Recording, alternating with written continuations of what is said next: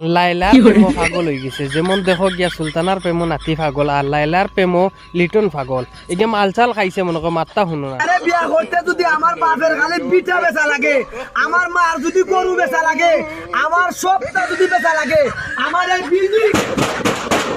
Building যদি বেচা লাগে, আমি এই বিল্ডিং বেচমু।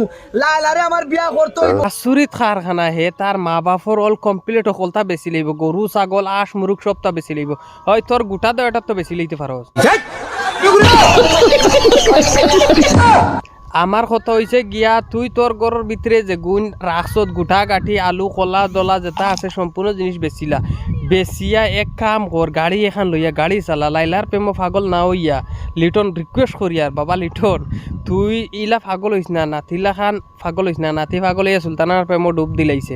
আর তুই লিটন পাগল হইয়া লাইলার প্রেমো সবটা বরবাদ করে লিব। অনুরোধ করি বাইনে খল লিটনের কাছে ভিডিওটা পৌঁছাইয়া দিও, আমি তারে বুঝাই আর হে লাইলার প্রেমো না পাগল হইয়া। আসলে লাইলা আগেও খাই লিছে কতটা হুয়াইন তোরে, আর লাস্ট ফিনিশিং লিটন রইছে।